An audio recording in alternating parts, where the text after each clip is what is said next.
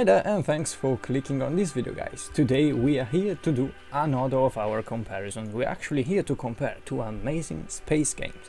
I actually recently got really addicted to this new masterpiece which has just been released, and its name is Astroneer, and today we are going to compare it with No Man's Sky. So let's get straight away into the game. So both are space games, okay? You need to go in the space, researching stuff, you need to survive the climate, the environment and everything else, and you need to craft stuff in order to survive. You can leave the planets and you can go to colonize other planets as well.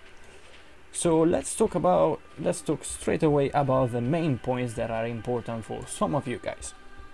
So the graphics.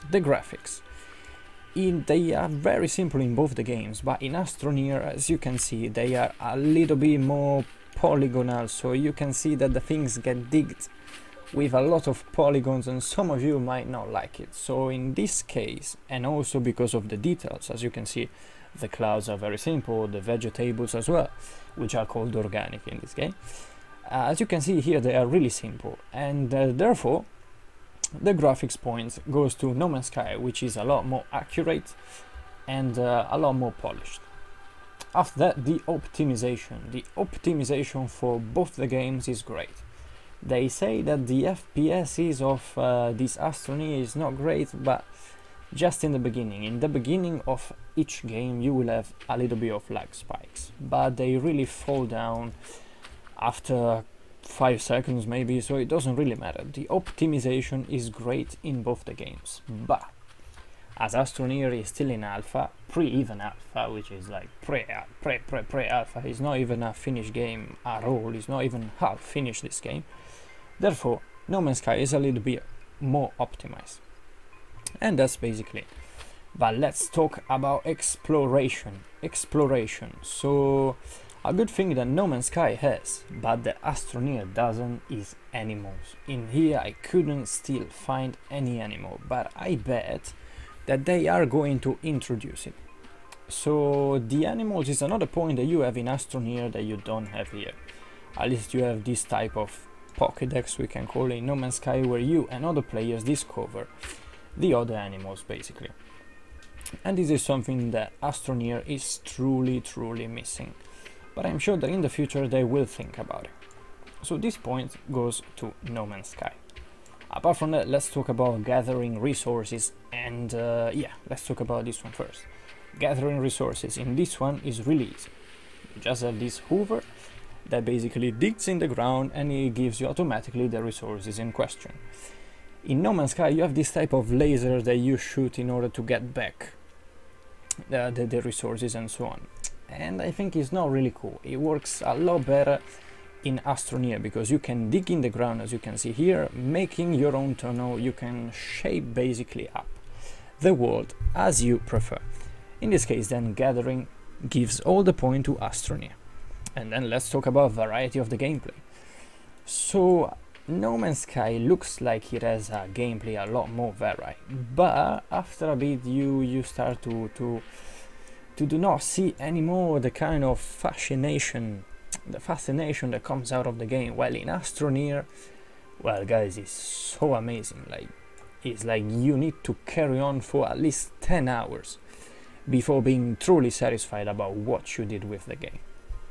Therefore, the variety is not only stops to this. In here you can gather resources, going back to the base, research them, and then you get what you get out of them. But still there is a lot more than that. You can craft the vehicles, and then it's really cool to build the other machines, is to understand how they work.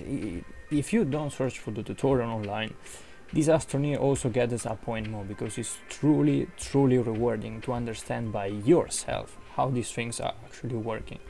It's basically a trial and error. You just basically try, and it's not even frustrating because there is no error that you can possibly make.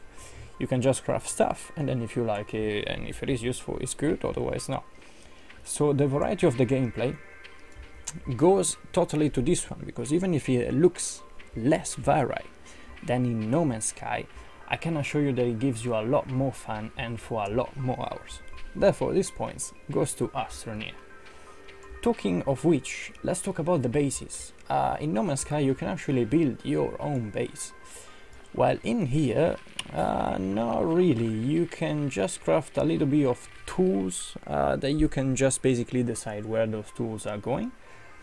You can build a table, you can build like some benches, you can build some kind of bordered squares. You can basically build the border of your territory, but you cannot build much of a base out of it. You cannot build much of that. And therefore, the base building thing, or point, as you prefer to call it, goes to No Man's Sky in this case.